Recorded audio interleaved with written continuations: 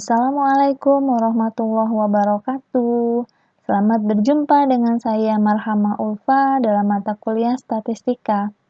Pada hari ini kita akan membahas materi regresi linier sederhana dengan menggunakan SPSS. Nah, aplikasi yang kita gunakan adalah SPSS. Saya contohkan di sini ada sebuah judul penelitian pengaruh trust atau kepercayaan pada calon presiden terhadap partisipasi pemilih dalam pemilihan umum. Nah, dalam hal ini, maka kita memiliki variabel bebas atau kita anggap X itu adalah trust, kemudian variabel terikatnya adalah Y, yaitu partisipasi. Nah, dengan langkah pengujian, pertama-tama kita masuk ke dalam aplikasi SPSS. Nah, ini dia yang saya gunakan adalah SPSS tipe 21. Kita buka dulu aplikasinya. Nah, akan muncul seperti ini.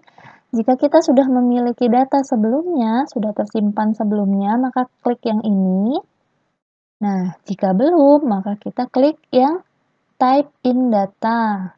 Ini dianggap semuanya belum memiliki data ya. Klik OK. Nah, akan muncul seperti ini. Pertama-tama, pastikan bahwa kita sudah mengklik variabel view. Kemudian di name, kita klik tadi variabel kita adalah trust. Kemudian yang kedua adalah partisipasi ya. Ini partisipasi. Nah, kita boleh mengklik atau memberi nama di sini dengan X dan Y saja juga boleh. Nah, kemudian yang berikutnya desimal, ini yang lainnya tidak perlu diubah, tidak apa-apa. Untuk desimal ini kan biasanya kalau kita butuh data dalam bentuk desimal ya. Jika tidak, kita kosongkan saja, ini dikosongkan. Nah, setelah variabel view diisi, kita pindah ke data view. Nah, di sini sudah muncul bagian atas judul trust dan partisipasi. Nah, tadi sudah saya copy data saya klik paste ya. Nah, jadi tinggal dimasukkan datanya. Kalau belum berarti diketik manual ya, dimasukkan ke sini. Kalau tidak bisa di-copy. Nah, berikutnya kita analisis dengan cara klik analyze ini. Kemudian cari regression, lalu klik linear. Nah, di bagian ini diklik, akan muncul kotak dialog seperti ini. Nah, ada dependent, ada independent. Untuk yang dependent, kita klik partisipasi karena yang dipengaruhi itu kan partisipasinya ya. Klik panahnya akan pindah ke sini partisipasi, kemudian klik trust, kita pindahkan ke independent. Nah, seperti ini. Nah, di sini pastikan metodenya enter, kemudian statistiknya estimate sudah diklik, model fit sudah diklik, kita klik continue. Nah, ini yang lain tidak perlu kita ubah. Kita klik OK. Nah, akan muncul seperti ini. Hasil dari SPSS ini, nah ada 4 tabel ya. Ada tabel variabel enter, ini menyatakan variabelnya, ada trust, ada dependentnya partisipasi, metode yang digunakan adalah metode enter. Kemudian yang berikutnya,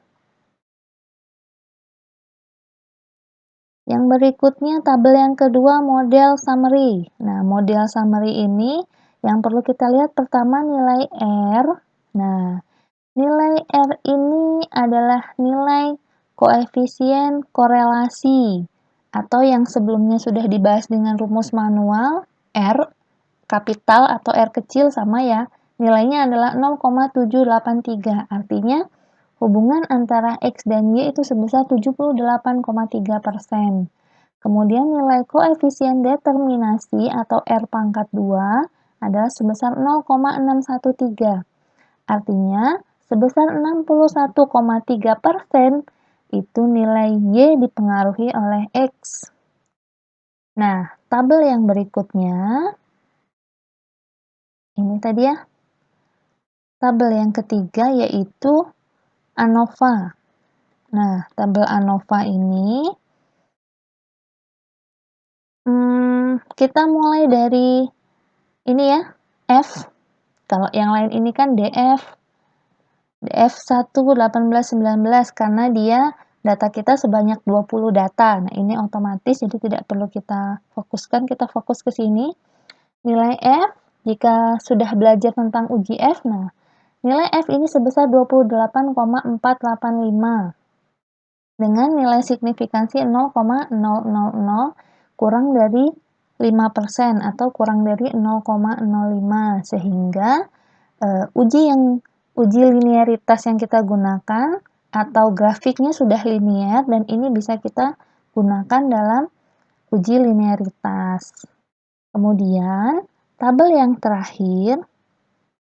Nah, tabel koefisien ini jika sebelumnya sudah pernah belajar menentukan persamaan regresi dengan menggunakan rumus untuk mencari nilai A dan B, nah maka nilai A dan B itu bisa dilihat dari kolom koefisien di bagian sini ya, konstan. Berarti nilai A-nya min 5,396, kemudian nilai B-nya 0,915.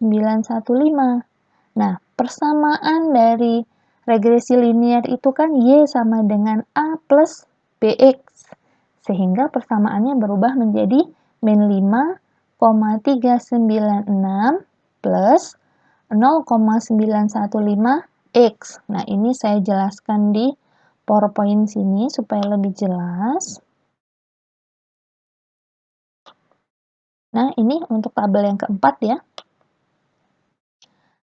Seperti yang saya sebutkan tadi, nilai A-nya min 5,396, kemudian nilai B-nya 0,915, sehingga Y-nya A plus BX menjadi min 5,396 plus 0,915X.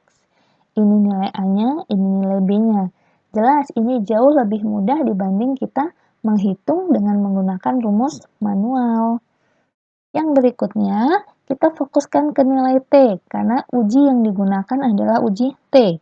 Nilai T-nya adalah 5,337, kemudian nilai signifikansinya adalah 0,000, berarti ini kurang dari 5% atau 0,05. Nah, bagaimana jika kurang? Output ini menampakkan hasil uji signifikansi dengan uji T ya, seperti yang saya sebutkan sebelumnya.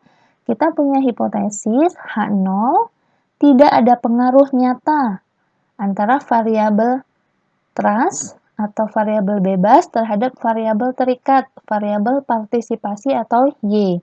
H1 lawannya H0. Kalau H0 tidak ada pengaruh, berarti H1 ada pengaruh antara X dan Y. Nah, dari output terlihat bahwa nilai T hitung tadi 5,337 dengan signifikansi 0,000 seperti yang saya sebutkan kurang dari 5%, sehingga keputusannya H0 ditolak. Jika H0 ditolak, maka sebaliknya H1 diterima. Jadi terkadang sebuah keputusan menyebutkan H0-nya, kadang menyebutkan H1-nya. Jadi boleh kita menyebutkan H0 ditolak atau kita menyebutkan H1 diterima. Boleh juga dua-duanya. Yang berarti ada pengaruh nyata atau signifikan antara trust terhadap partisipasi. Nah, bagaimana jika nilai signifikansinya lebih dari 0,05? Jika lebih dari 0,5 maka tidak ada pengaruh antara X dan Y. Bisa jadi yang mempengaruhi adalah variabel yang lain. Seperti itu. Mudah ya memahaminya. Saya cukupkan. Terima kasih sudah belajar. Assalamualaikum warahmatullahi wabarakatuh.